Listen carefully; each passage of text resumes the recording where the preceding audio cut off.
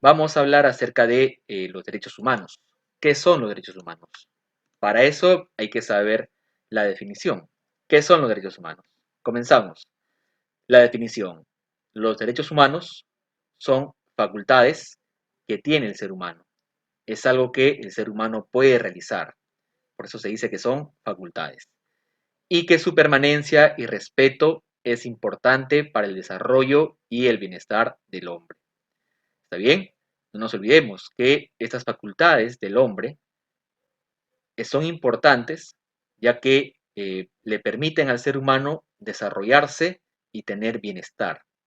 Es decir, si se respetan los derechos humanos, si se cumplen nuestros derechos humanos, las personas vamos a poder desarrollarnos en todo ámbito, en el ámbito social, en el ámbito cultural, en el ámbito económico, político, etcétera. Entonces, los derechos humanos son facultades que su permanencia y respeto es importante para el desarrollo y bienestar del ser humano. Acá en esta imagen vemos algunos derechos como la libertad, el derecho como la dignidad, el derecho a la paz, el derecho a la justicia, etc. Ya vamos a ver la lista de derechos humanos que a lo largo de la historia han ido surgiendo. Vamos a ver que conforme la sociedad avanza, los derechos también fueron avanzando, fueron aumentando. Muy bien, vamos a hablar ahora acerca de las características. ¿Cuáles son las características de los derechos humanos? Los derechos humanos son universales. ¿Qué quiere decir universales? Para todo ser humano. Todo ser humano tiene derechos. No hay ningún ser humano que no tenga derechos. Absolutamente todos tienen derechos, indistintamente de la nacionalidad, indistintamente del estado al cual pertenecen. Además, los derechos humanos son inherentes, quiere decir que son propios e inseparables del hombre, nos pertenecen, no puede haber un ser humano separado de sus derechos. Por lo tanto, el hombre y los derechos son inseparables. Los derechos humanos además son inalienables, quiere decir que ninguna persona puede renunciar a sus derechos. ¿Está bien? Ninguna persona puede renunciar a sus derechos. No nos olvidemos que los derechos no se pueden vender, no se pueden negociar. Acuérdense de la palabra alienado. El alienado es aquella persona que renuncia a su cultura para adoptar una cultura externa. Entonces, si los derechos son inalienables, quiere decir que la persona no puede renunciar a sus derechos. Muy bien, seguimos. Los derechos humanos son indivisibles. Quiere decir que no se pueden fragmentar, no se pueden separar. Si nosotros mencionamos que estos derechos cumplimos y los de acá no vamos a cumplir, ya estamos separando los derechos.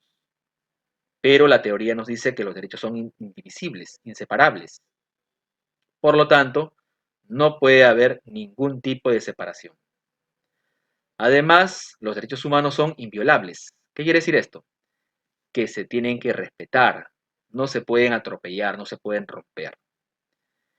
¿Está bien? Los derechos humanos son inviolables, no se pueden romper, se tienen que respetar.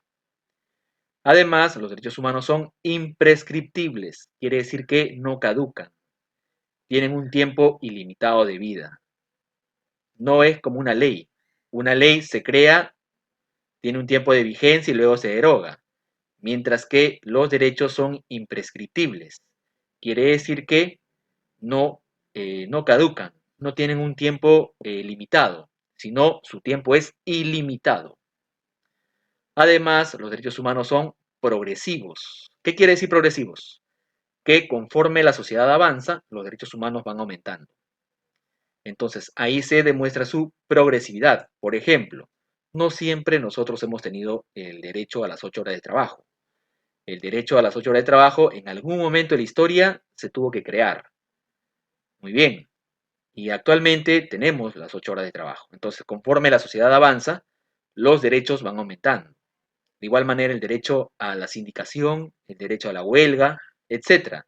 Todo ello ha ido surgiendo conforme la sociedad avanza. Muy bien, seguimos avanzando. A ver, vamos a pasar ahora acerca de los enfoques de los derechos humanos. Tenemos dos enfoques. el enfoque jus naturalista y el enfoque jus positivista. El enfoque jus naturalista nos dice lo siguiente, también llamado derecho natural, mientras que el enfoque jus positivista, o también llamado derecho positivo.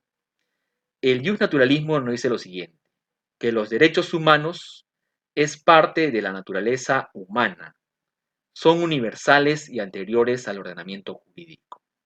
¿Qué quiere decir esto? Que el ser humano tiene derechos por su propia naturaleza de ser un ser humano. ¿Está bien? Es parte de nuestra naturaleza tener derechos. No se necesita una norma, una ley, un Estado para tener derechos. Tenemos derecho por nuestra propia naturaleza. Entonces, eso plantea el jus naturalismo. Ejemplo, una norma que tiene este carácter jus naturalista es la Declaración Universal de los Derechos Humanos.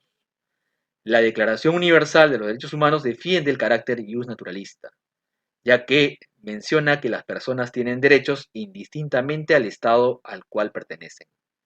Todos, absolutamente todos tienen derechos. Por eso que su carácter universal. ¿Se dan cuenta? Listo. Mientras que el enfoque jus positivista, o también llamado derecho positivo, menciona que el Estado es el que otorga derechos al ser humano y como también es el encargado de velar por su respeto. El enfoque jus positivista nos menciona lo siguiente, que las personas, los seres humanos, tienen derechos no por la propia naturaleza del ser humano, sino que tienen derechos ya que el Estado, la Constitución, les otorga derechos. Se dan cuenta, dos enfoques completamente diferentes. Mientras que el jus naturalismo nos dice que es parte de nuestra naturaleza tener derechos, el jus positivismo nos dice que el Estado es el único quien otorga derechos y el único encargado de defender los derechos. Eso nos menciona el enfoque jus positivista. Tenemos derechos gracias a que tenemos un Estado y gracias a que tenemos una Constitución. Dos enfoques completamente diferentes.